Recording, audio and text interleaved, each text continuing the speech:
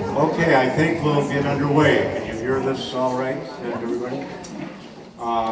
Wonderful to see so many people here. An exciting afternoon. Lucky to have Matt out. He got the trip out safely and he's here with us today.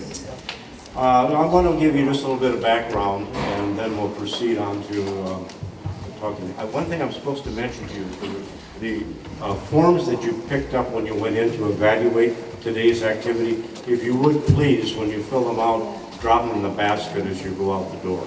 So thank you. Today, we want to thank you for joining us at the 2024 Hutchinson One Book, One Community Read. This year's featured book, Carolina Moonset, by Matt Goldman, brings readers much to ponder. Not only were readers kept busy trying to unravel a mystery, but we were drawn into a deep, moving story about family, loyalties, and memories. There are a lot of people who put this together over the course of the year, and I just need to mention a few of them. This program is coordinated by the One Book, One Community Committee that meets on a monthly basis to select a book and find methods to get it out to the public. Hutchinson Connect, which is another group which has worked on the goodies and so forth, has been active in the community for some time. Hutchinson Health has been involved, Hutchinson Leader, and of course the Hutchinson Public Library. We also need to give special thanks to the Center for the Arts in Hutchinson for making copies of the book available for purchase. And we want to send a sincere thanks to our people at the Cable TV, HCVN, and this will later be shown on the cable network. So we appreciate them being here and taking the time to do the viewing. This project of One Book, One Community Read is made possible through funding from the Friends of the local library, the Friends of the Library, and from Trivet. And funding, of course, for bringing that in today is made possible through the Minnesota Arts and the Cultural Heritage Fund. Both things that are within our state will be able to provide out state Minnesota with some really rewarding programs. Matt Goldman began his career as a stand-up comic, while he was attending the University of Minnesota. He was probably hungry like most everybody else who was a student at that time. He went on to become an Emmy awarding television writer for Steinfeld, Ellen, and other TV shows. In total, he helped to write over 500 TV shows. So that might be something you want to know more about too from Matt. His transition to crime fiction novels has found great success for him as he's on the New York Times best-selling list for authors. His first novel, Gone to Dust, was published in 2017.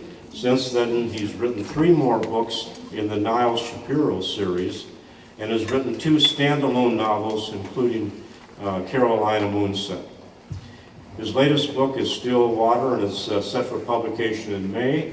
And as we were talking earlier, he has another book, which I'll be particularly interested in, which is maybe set for out in 25 or so. So with that, any other delay, let me just give a warm welcome to Matt and thank you for coming aboard.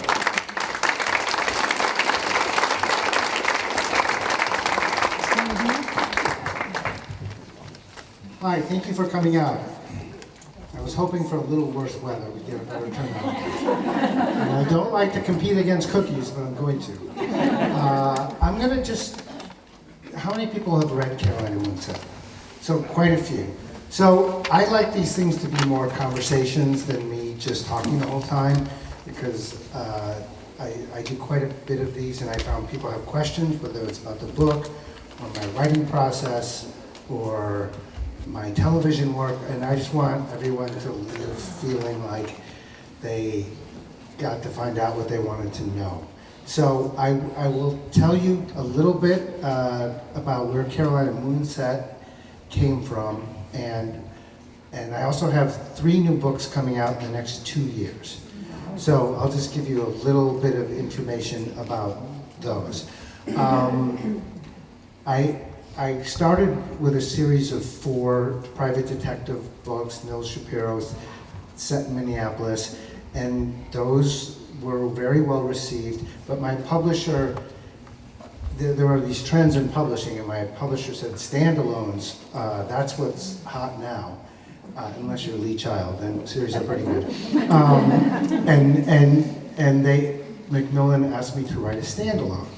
And I had just gone through this experience with my father. So my dad suffered from Lewy body disease, which is what the character Marshall has. And it was quite interesting with my dad because, unlike me, he's very extroverted and always just wanted to talk about something. He would just pick up the phone and call me to ask about a baseball game or something in the news or the weather or whatever was on his mind. And it was all talk. He's like one of those people you don't want to sit next to on an airplane. Unless you're like that, and then it helps pass the time. And so when he was afflicted with Lewy body disease, though, it affected his short-term memory. And so, but not his long-term memory at all. He never forgot me, he never forgot my kids. But when he couldn't talk about a game that he saw last night, because he couldn't remember it, or what was going on in the news, or what he had for lunch that day, or if he had lunch that day, he really was that afflicting of a condition. He started to tell stories about when he was a kid, things we'd never heard before, and stories from mine and my brother's childhood. And it was kind of a silver lining to his disease, that because he didn't stop talking, that didn't happen. But he started talking about things he could remember.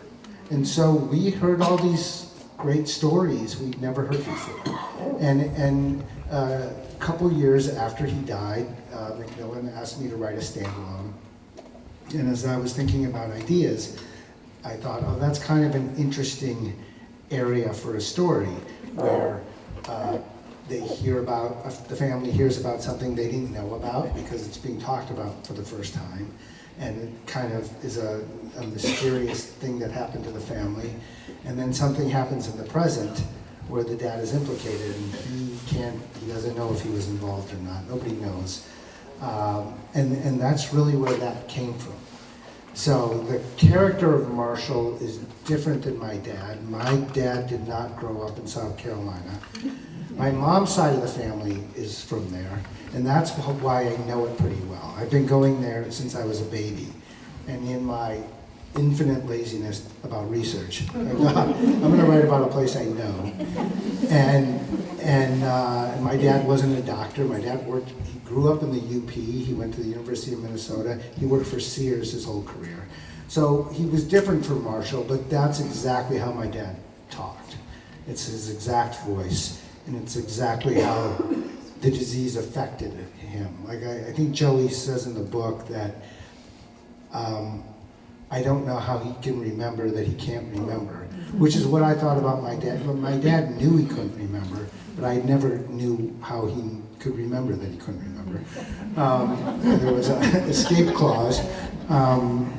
And so that's really where that idea came from. And it has been my most successful book to date. I think it's in its 6th printing right now. And a lot of groups, like community groups and book clubs, have chosen that book. And so I talk about it quite a bit. And I'll just tell you a little bit, and then you can ask me a million questions if you want. The next book that's coming out is May 21st, and it's called Still Waters. And it's about 2 siblings who are estranged from each other. They grew up at a fictitious resort on Leech Lake, and they have never got along. They're Irish twins, they're about a year apart, and they have a brother who's half a generation older than them. And they barely speak to each other. One lives in New York, one lives in Los Angeles. And the book starts when they get a call from their older brother's wife saying that he has died of a seizure, and unexpectedly. And so the brother and sister get on the phone with each other, like, okay, we're gonna go to the funeral, and they have anxiety about seeing each other. They don't like each other at all. And 5 minutes after they hang up, they each get an email from their dead brother saying that if I die, no matter what it looks like, it wasn't natural, it wasn't an accident, I was murdered. And so what he did was,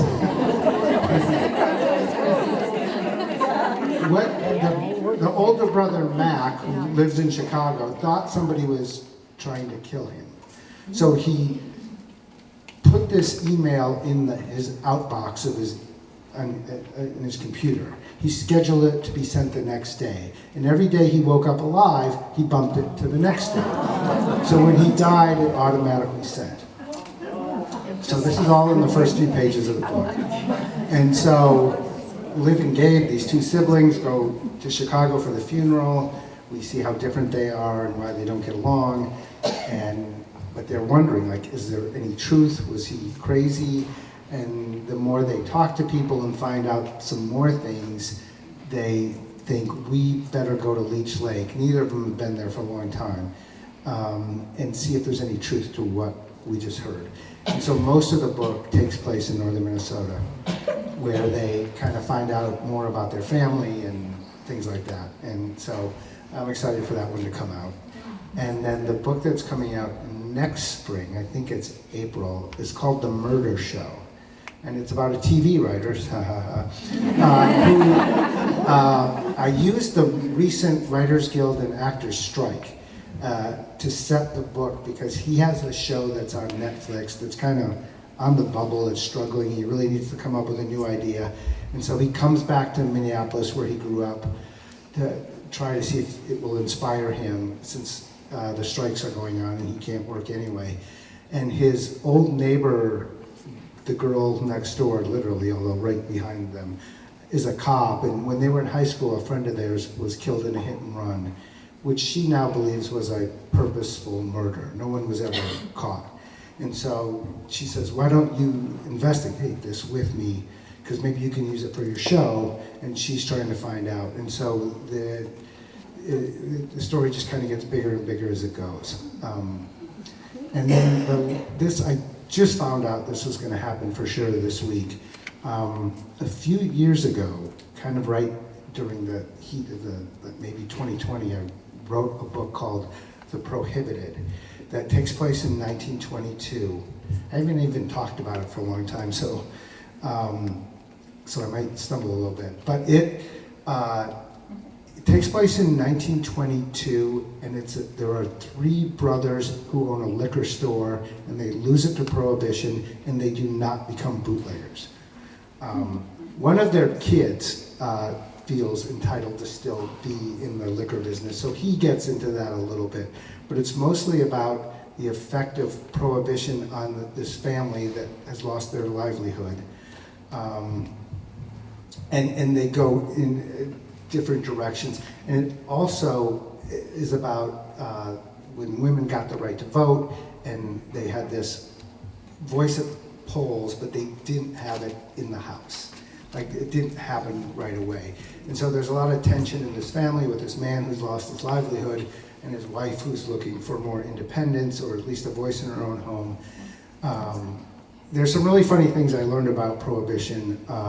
One is there were some loopholes. Like a doctor, if you were feeling anxious, your doctor could prescribe you a pint of whiskey a week. That was a real thing. And the other thing was that priests and rabbis could sell sacramental wine, 2 bottles to you a week. And in St. Paul, everybody knew who the priests were. Because nobody knew who the rabbis were. And the rabbis were just like coming out of the woodwork. Everybody was saying they were a rabbi, and to get into the wine business. And one of the brothers does that. He grows a beard, he walks around, and he acts like a rabbi. And he's Jewish, but that's as close as it gets. And so there's a lot of these, when I wrote that book, Macmillan, my publisher, wanted to publish it. They made an offer, and I turned it down, not because of the money, but I just thought there's crime in it and there's a mystery in it, but it's more of a family story. And I didn't think it was right for them, and so, I was very, no thank you, I'll find somebody else. And then nobody else wanted the book. We got very close at places like Knopf and Dutton and these other places. But I thought, oh no, maybe I made a mistake. But then the University of Minnesota heard about it, and they read it. And so the University of Minnesota Press is gonna, which I'm very happy about, because I still have my other books with Macmillan, but I know the University of Minnesota Press, which is very well respected, especially in fiction. They will, it'll really get a good treatment in Minnesota, which is important to me. It'll go out more than that, but I'm excited for that book to come out. That'll be fall of 2025, I think. So that's what's been going on with me. But I want to open it up for questions, and you can ask about anything. You can ask about Carolina Moonset, and I'll repeat the question for you back there, or the other books if you've happened to read them, or Seinfeld, or anything you want to know about. Does anybody have any questions? It always starts slow because everyone's shy at first, but then it steamrolls. Yeah. In this article, it hinted that you had Neil Shapiro, but it hints that you're looking for a new detective and kind of out of whose head. Was that one of the detectives? Oh, the article, which I've not read, said that I was going to have a new detective, and Yeah. it talks about Nils. What Nils? The number one question I get is, when is Nils coming back? And I get that in email from all over the country and even out of the country, and at book events like this. And here's the answer. I don't have a new detective at the moment, but Nils is going to be in 3 chapters of The Murder Show. He makes a cameo appearance. And then he is coming back. And I'm in discussion with my publisher about that right now, whether it'll be with them, and there are some other publishers interested. So I do want to bring Nils back. I would like to write 2 books a year, and one of them be a Nils book and one be a standalone. So, yes.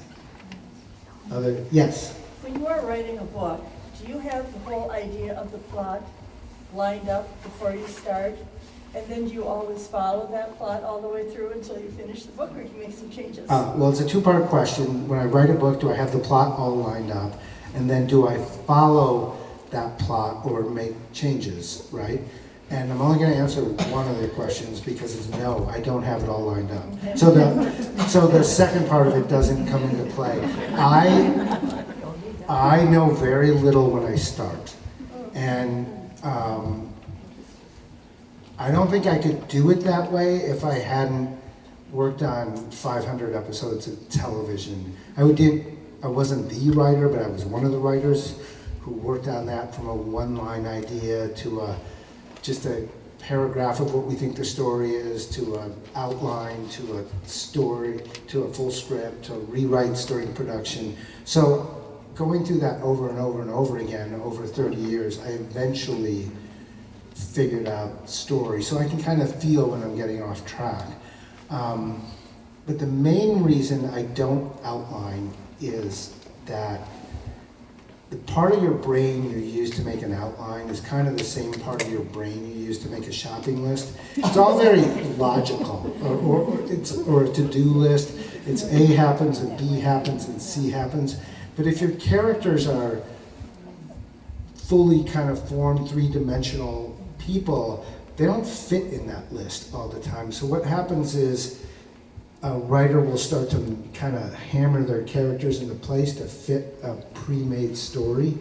And so if you're ever reading a book or watching a TV show or a film, and a character says, well, I can't believe I'm going to say this, but it's because they said something just opposite. They're like acting out of character. but they've kind of been hammered into place. And I think for a viewer or a reader, you tend to fall out of the story when that happens, because now that person doesn't feel real to you anymore. So it's a little bit of a messier process when there's no outline, and sometimes I get stuck for a day or two, but I do find that whatever the answer, whatever I eventually figure out, comes more from what's natural for me and for the characters. Yeah. So, and then because, and I kind of keep a to-do list as I write, like, well, okay, I'm doing this now, so I have to go back and fix this other thing. And so it's, and the writers who do make extensive outlines often do change them as they go. Yeah. Okay. Yes. First of all, I loved your book, and I thank look you. forward to reading all of them. And also, do you have a favorite author? Do you have time to read yourself? The question is, do I have a favorite author? And I have favorite authors, many of them. And do I have time to read? I was a huge reader before I became an author. And now most of them I listen to, because my work involves reading my own words all day long, and I just get tired. And then I don't want to do that at night. But when I'm driving in the car or walking the dogs or doing something around the house, I can listen. And that if the narrator is good, it can be a beneficial. It's even better. Right now I'm reading Tana French, her new book, The Hunter, and I get to hear those Irish accents, which is nice. I wouldn't be able to do it in my head the way that I hear it from the narrator.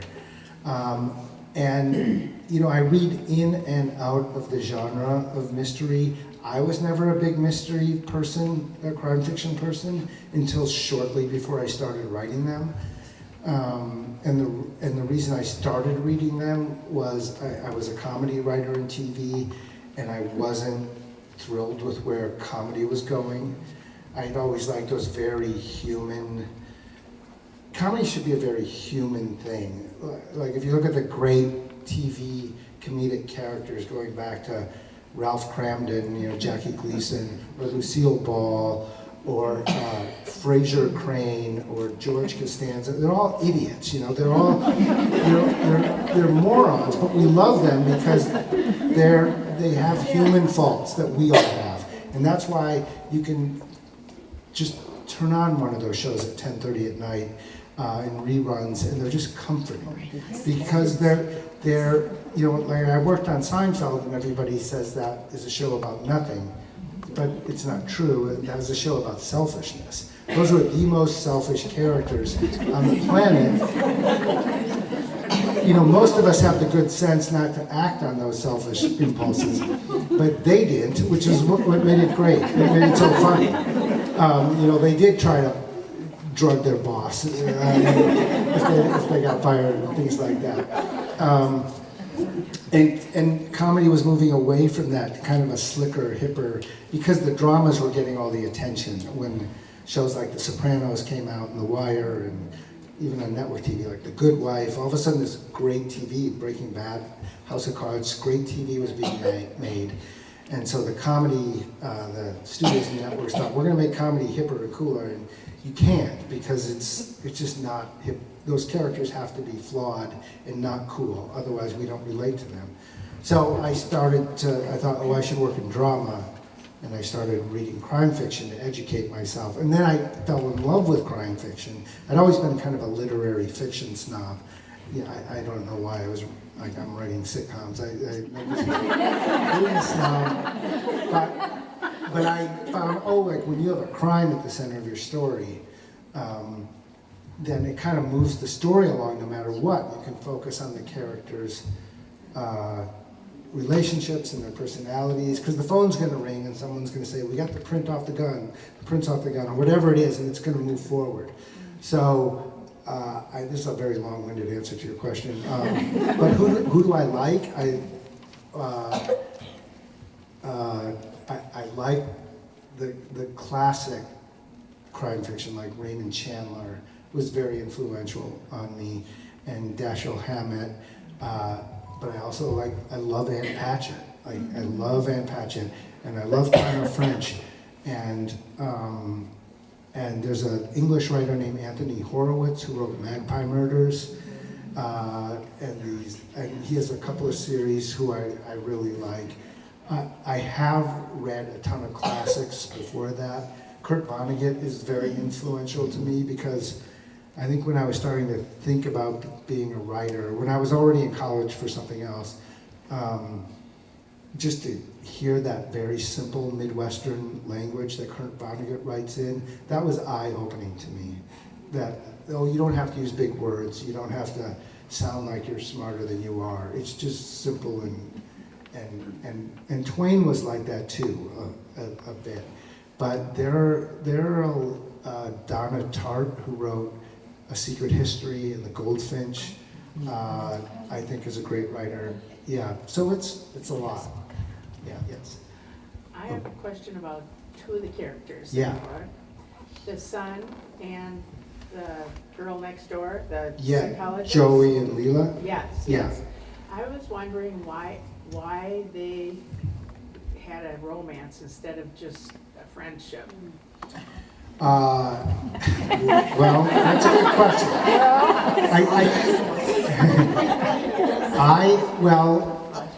I was single for most of my 40s and my early 50s, and I met my now wife. I just moved back here. We had been married for a long time. We're both single for a pretty long time, but we both wanted to be married again. We both wanted to find the right person, and when we did, it happened really fast. Like, we met at the end of February and we got married in October, which sounds crazy, but we've been married 6 years now, so it's working out. But I just wanted to show how that can happen when people are in the same headspace. And it just made for a more interesting book, I think. A lot of people really like that relationship. And one of the reasons, I made Leela a psychologist for two reasons. One is Joey's just like a regular person. He's not a cop or a private investigator. And I needed someone smarter than him to help figure things out. So that's why she's in it. And what is the other reason? And also, there's that scene where they meet and they go on that, they're kind of tricked into going on a first date by their mothers. And so she comes up with that experiment to just tell each other the worst things about them, which I think is, at least for me and my wife, we were both at that stage when we met each other, like, listen, what are you looking for? What do you want? It was almost like a job interview. What are your strong points? What do you need to improve on? I need to see 3 references. And so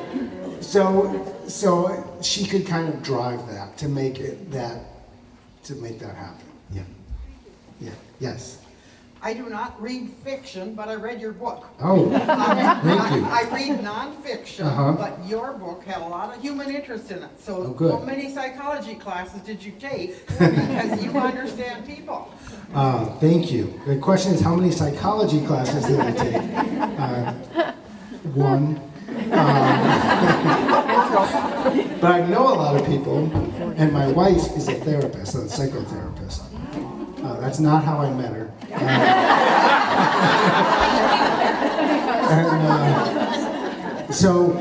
And I just, I don't base my characters on actual people, but they're often inspired by different pieces and facets of other people.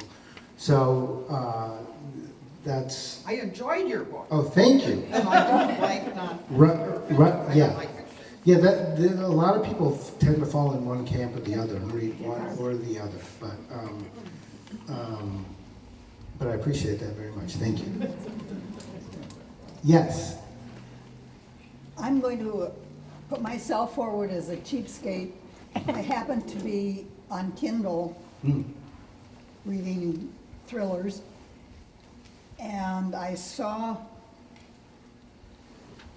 so I clicked on your name, and it came up that we could get it on Kindle. On that program. Yes. So I quit what I was reading and I clicked on it. I was hesitant at first, but all the details drew me in, and I thank you for making a complete story by the end. Oh, thank you. How many writers write and then they leave you hanging? Yeah, And this book really couldn't do that. right. And you know, I learned some odd little fact. I didn't know people could be asexual. Yeah, And I went, oh, huh. I mean, you never, yeah. I didn't know either. The question is, she didn't realize people could be asexual. And I didn't really know it either. My wife's oldest daughter is asexual. And it's fascinating that she's highly intelligent and has an unbelievable memory. She's off to get her PhD in chemistry this fall. She said when she was little and she would watch Disney movies, and the Prince and Snow White or whoever it was kind of liked each other, and she didn't understand it. So I just thought it was an interesting. Apparently, 1% of people are, and not a lot of people hear about them. I do know that in the many rainbow of the LGBT community, the asexual people are kind of shoved aside a little bit. At least that's what I've read, and confirmed by my stepdaughter. And I just thought it was an interesting thing to show. Yeah. Yes. I think it would make a great movie. How, do you have any process of going through and finding someone to make it into a movie? Yeah, the question is a statement that you think it would be a great movie, and do I have a process for finding someone? I do have a process for finding someone, but I don't engage in it. I get asked a lot about adaptation of my work for film and television, especially since that's where I worked for a long time as a writer. If I really wanted it to be a movie or a TV show, I would have written it as that. I'm much happier in the book world. I would love it to become a movie or TV show because I'll sell more books. I don't need to see my name on the screen. That's happened enough for me, and I'm grateful for it. I couldn't do what I'm doing now if I hadn't written all that TV. But my personality fits so much better in the book world. It's a smarter world, it's a kinder world. I have no desire to go back to do that. If it happens, great. And there has been some interest, but I'm not the one pushing it. Yeah. Yes? Don't you lose a lot of control if you sign over your book to be made into a movie, or do you have control over what the contract? The question is, does the writer of the book lose control once it goes to film or television? Almost always the answer is yes. On Gone to Dust, my first book, Lee Child blurbed it. His name's on the cover, which was very nice of him. And I met him right as that book was coming out. And he had just, his Jack Reacher character, for those of you who know it, 6'6", bald, tough as heck. Tom Cruise was just cast. And he's like, what do I do? I'm like, well, Tom Cruise is a good actor. Maybe he'll pull it off. But if you get enough power as an author, you can demand that be part of the contract, or you just don't sell the rights. An example is J.K. Rowling with the Harry Potter movies. She had complete veto power on everything, and because she had the power to ask for that. But a lot of times it doesn't. You don't have control. And you know, the great thing about reading a book is everybody who read Carolina Moonset or any other book has their own picture in their mind. And they get to bring their own experiences to it, and their own visualization, and they hear it the way they hear it, and it kind of works your way into your heart and mind that way. But when they make a movie, there's a committee of people doing that, so it's already getting watered down. And the chances of them getting it the way you picture it is almost zero. And so that's why a movie based on a book is often disappointing. Sometimes it's not true. Sometimes the movies are as good or better than the book, but they're often disappointing. Yes? I'm just curious, since you've done kind of two careers, Yeah. so to speak, what advice you would give somebody looking to do the, screenwriting kind of career and then the author career? Well, what kind of advice would I give someone for screenwriting, and what kind of advice would I give for someone to be an author? Things have changed a little bit. I used to always say if you want to write TV or film, you just have to bite the bullet and move to LA or New York. A lot more happens in LA. Because you just have to meet people who are wanting to do the same thing, and one thing leads to another, and you can get someone to read your sample work you've done. It's not as true. I know a very successful screenwriter who lives in the Twin Cities and has never left. He goes out for meetings there, but he's raised his family here. He's not going anywhere. There are exceptions. But for either one, it's, writing is like exercise. You have to kind of do a little bit at a time when you're starting. You can't run a marathon on day one, and just keep at it. And the biggest advice I give to people is be kind to yourself. Everyone's first draft stinks. Everyone's.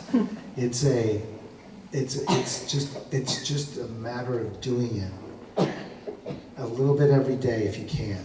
Even if you get up 20 minutes earlier than you usually do, if you have a regular job or small kids or whatever it is, and just work at it a little bit. And even if you don't know what's going to happen or you don't know what you're writing, it will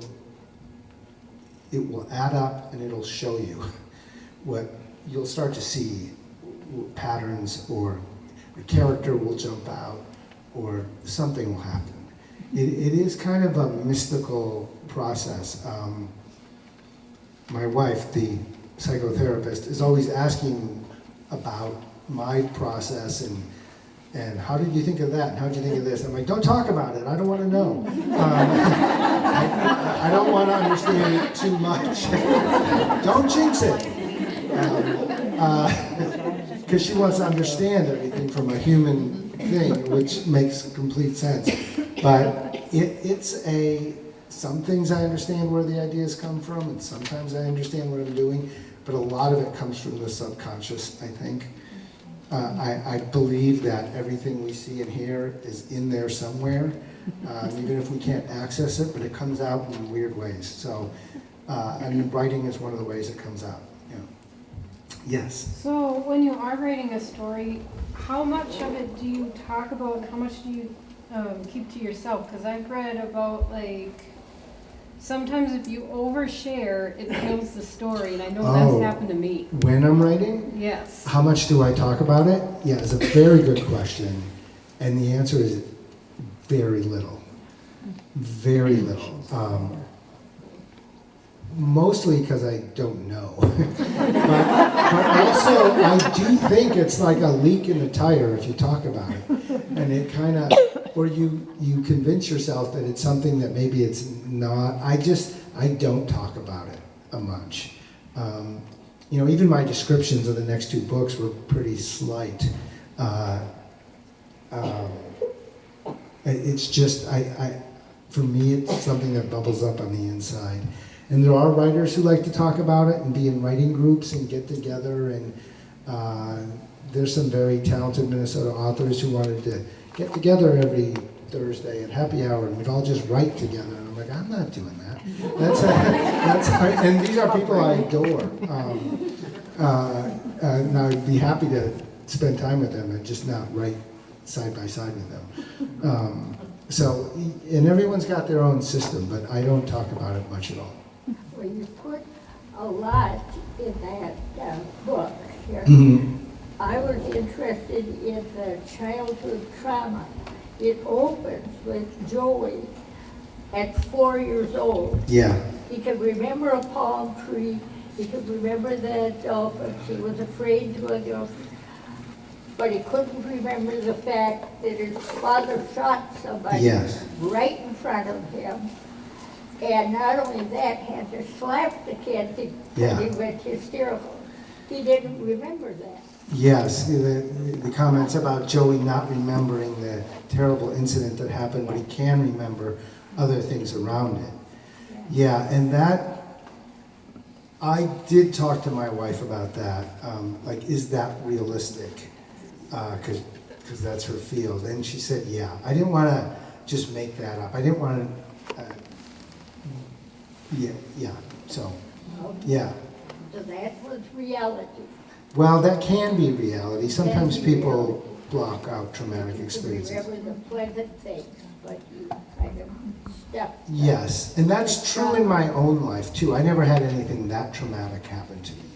But there's things I didn't, that I found out about more recently, just some stuff in our family like depression and people being hospitalized and gone for a while and that I don't remember, that I found out in my 50s. So that kind of thing can happen, yes. Yes. Huge Seinfeld fan. Yeah. Loved the book though, I have to tell you. Yeah. When I read it, I did not put it down. Oh, And thank you. That rarely happens. And it just like exploded in it's like I was watching it in my brain. It was just an awesome book. But Seinfeld I love. And matter of fact, my son has 2 cats and a dog. The cats are Jerry and Kramer. The dog is Newman because he likes to come home and say, hello, Newman. Yeah, that's great.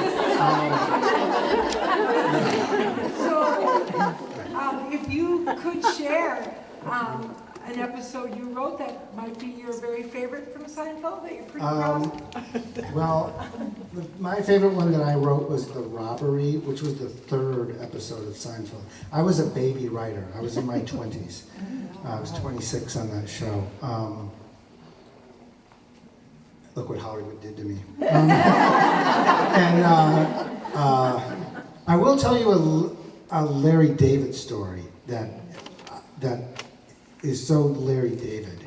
I don't know if any of you watch Curb Your Enthusiasm or have ever seen it. I don't watch it because it gives me PTSD. Because Larry's really like that, and I have a huge amount of respect for him. He has a great work ethic and very funny. And he gets in these weird situations. Like, he is that guy. He's that guy who says stupid things and gets in horrible situations, yet he can step away to write about it, but he's still that guy. So this was before he was married, right in the beginning of the show. It wasn't on the air yet.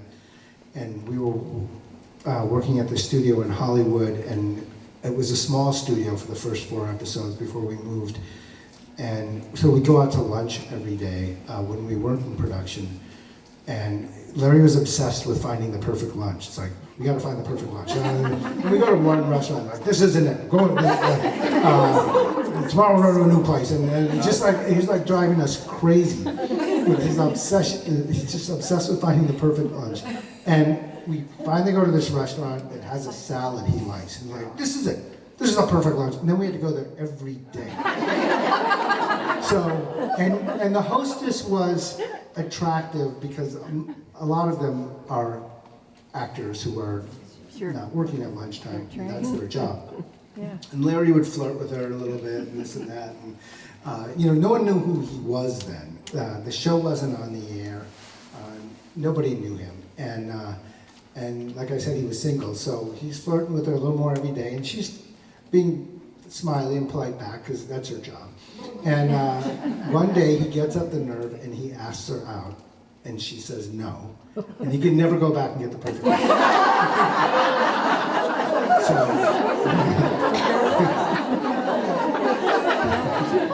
Yeah, did you have a question? Yes. What is your writing method? Did you sit down at a certain time and write, or did you wait till it inspires you and this is an idea, I'll sit down and write it now randomly, or how does it work? Yeah, what is my writing method? Do I sit down and write every day, or do I wait till I'm inspired? If you're a professional writer, you can't wait until you're inspired. Sometimes those days happen, but a lot of times they don't. I'm an early in the morning person. It used to be ridiculously early. I wrote Gone to Dust in 3.5 months. I had a break between TV shows, and so I wrote it. But the next 2 books I wrote while I was working full-time on TV shows. And so I would get up at 4 in the morning and work till about 8 or 9 and then go to my TV job. And then that habit stuck for a while, even when it wasn't necessary anymore, and I just kind of got out of it. Sometimes I'll start that early, but it's often at 7 or something. And I write a word count every day. That's what I go by, whether it takes me 3 hours or 10 hours. And I do it 7 days a week. So sometimes on the weekends I'll do a little less, but and part of the reason I do that is because I don't outline and I'm keeping it all in my head. I kind of have to do it every day or I lose track of what I'm doing. Yes? I just finished The Good Family, Uh-huh. and I heard you mention before that you like seasons. So, and that one is all in the winter. Yes. You ski. So, do you live near Edina? Because all of that is Edina, the Galleria, and everything. Yeah. And then, do you ski in like winter? Are you glad to be back? Yes, I'm glad to be back. Especially this winter wasn't bad at all. The one before was not so fun. Just as I'm getting older, I'm like, I don't love it quite as much as I used to. But yeah, part of it is I have 2 big dogs and I have to walk them every day, no matter what the weather is. I do live near Edina. I have lived in Edina and a couple of times, which was not easy for me because I went to high school in a neighboring suburb and we hated Edina. But my kids have gone through, they went through Edina schools and it was a good experience. They got good educations. But I will give you a tip. Because that was my second book set in Edina and I'm not doing any more, that's the limit. But the first book was set in Edina. After I had moved out of it the first time, and here's the tip, don't write a book where you pretty much make fun of Edina, please. And then move back into Edina. I stop at every stop sign, I never speed, I know where all the speed traps are. And then, but I live actually quite close, like 2 blocks from it, just on the Minneapolis side. Yeah. It was just so relevant. Yeah. Edina is a really good place to set a murder mystery because it's such a idyllic community. Like it's so nice there, and so it's a really good place for someone to get killed. And when I wrote those 2 books, nobody had been murdered in Edina for a really long time. But then there were 2 last year. It's not as fun as it used to be. And the inspiration for that book, and I put it in the book, is there's a neighborhood in Edina called Country Club, which is kind of the oldest, fanciest neighborhood. Yep. And you're not supposed to cut through, but I cut through there all the time. And it was not far, it was maybe early June when there are dandelions everywhere, like every boulevard, every yard. You can't get rid of them. and I'm cutting through Edina, and there was not one dandelion. Like, all around that neighborhood, there were millions of them, there wasn't one in there.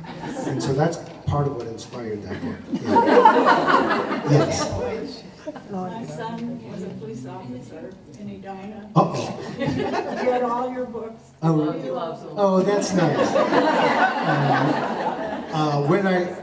Right before I wrote that book, I lived next door to the mayor of Edina. Those old stereotypes, whether they were true in the 60s and early 70s, I don't know, but I don't think they're not true now. Yeah. Yes. You also must be familiar with Minnetonka because the first book I read of your Christmas, I grew up on Highway 7 in Parkwood Road. Oh, yeah. And went to Minnetonka High School, which I assume you didn't attend. I did. I went to St. Louis Park High St. Louis School. Park. Yeah. And so that I was just like, oh my God, I know these places. This is Yeah. Excelsior, this is Christmas Lake, this is, Yes. you know, Highway 7. What it was so, Yeah, the Shallows had Christmas Lake in it. Yes, yes. Yeah, I'll tell you a funny story about it. That's the third Nils book, and it starts when a lawyer who lives on Christmas Lake is found dead in the lake, tied to his own dock with a fishing stringer going through his jaw. And so there are these things called book trailers. They used to be a little more popular than they are now, where it's a short little 1 to 2 minute, like a movie trailer, but for the book. And my first 2 books didn't have one. And I thought, you know what, I'm a TV producer. I'm gonna make myself a great book trailer for Christmas Lake. And I can't remember, I think that book came out in 2019. It came out in May, and I needed to have a lake to shoot that opening scene. And it was a really cold winter and a really late spring, and ice was not coming. It was just a really late ice out that year. And so I'm like, I have to make the thing before the book comes out. How am I gonna find, I'm like calling everybody I know. Is the ice off your lake yet? Do you have a dock in? Nobody did. And then finally, a friend of my daughter's said her parents had a dock in a lake with the ice out. And it was actually Christmas Lake. Like if you go see the Shallows book trailer, that's Christmas Lake. And then the other thing, once that happened, I thought, what idiot am I gonna find to go in that freezing cold water? And my brother, I have 2 brothers, and the youngest one said, you know, I have a wetsuit, I'll do it. And so it was on Memorial Day weekend, like it was really, the book was just about to come out. And the day before he says, yeah, I'm not doing it. It's such a brother thing to do. And I'm like, I couldn't find anybody else with a wetsuit. And then there's a scuba shop in Minneapolis. It's on 50th and Penn, across from Broder's, if you've anyone who knows. And no one ever, I don't know why there's a scuba shop in Minneapolis. I think they're laundering money. I've never seen anyone go in or out of there. But I went in there and I said, do you rent wetsuits? And they said yes. And then I thought, oh, I'm gonna have to be the idiot in the cold water. So and then I put clothes on over it, and I went in. And in the book, the body hasn't risen yet. It's on like the bottom of, like in shallow water, but 2 or 3 feet, but it's on the bottom. And so I got these weights that went around it. And then I was directing it, but I couldn't look at the monitor because I was the idiot in the water. But the weights still would not sink me. So you'll see a floating body if you see that trailer, and it's me. So, it was a total disaster. Yeah. Yes. Do you have a personal favorite amongst your books? Do you have a personal favorite? I get of my books. I get asked that a lot. I always know. I mean, Gone to Dust is special for me because it was my first. But there's things the 4th Nils book, Dead West, when he goes out to Hollywood, was where I show business and LA to a Midwesterner for the first time. Was a lot of fun for me to write. And Caroline's Moonset's probably the book I feel most personally close to because of the dad character. But I don't know, I'm always thinking forward to the next thing. I don't look back, and I've never reread any of my books because I know if I do, I'll want to rewrite them.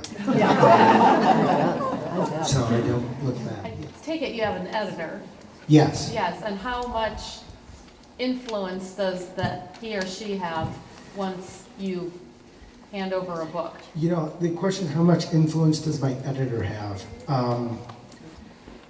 She does have, I'm just doing my 8th book with her right now.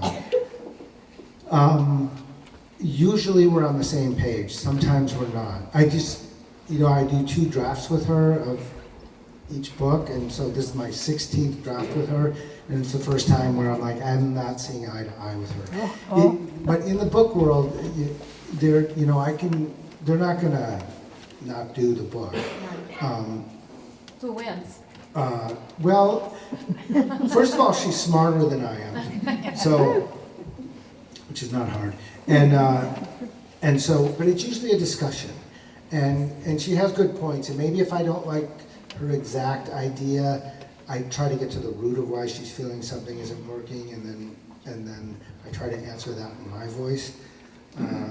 And so, but it's a way more constructive relationship than anything I experienced in Hollywood. So I'm quite receptive to her ideas. So she thinks I'm great, because a lot of authors just think, oh, my work, it's perfect, it can't be touched. But having seen enough of my work get produced in Hollywood, I know that's not true. And I think that the thoughts I get from her are relatively minor compared to the really counterproductive notes I would get in LA. So, but it's a relationship, and it's a relationship I want to continue. So it's very cordial. Is she in Minnesota? No, she's in New York. Okay. Yeah. Yes, yes. What is your best advice to someone who does have, say, something written, and do they go to Amazon? Do they go to, you know, what do you suggest? Where do they go? The question is, what's my advice to someone who has written something? I would try the traditional publishing route first, if you can. There's a whole process of sending something called a query letter, which is a 1-page letter, to an agent to introduce yourself and what you've written. There's a lot of information online about that. And there's a great website called Query Tracker, where you can look up all these agents based on their physical location and what kind of books they're looking for and whether they're open to receiving new books. And then you send a query letter saying, hey, I'm this person, I wrote this book, would you be interested in looking at it? And then usually if they say yes, they want to see 10 pages or 3 chapters or some small amount, and then if they're still interested, they'll ask to see more. And then that agent can represent you. If someone takes you on, they'll represent you to the publishers. Self-publishing is always an option. I would not use any of the self-publishing companies. I would do it through Kindle Direct on Amazon. They can print things. You can see who's reading your books and how far they get. There's all sorts of data out there. But they take a cut, but they don't rip you off. And there are people out there who do kind of rip you off. So I would steer clear of that. Yes. Thank you very much, everyone, for coming. Thank you, Jen.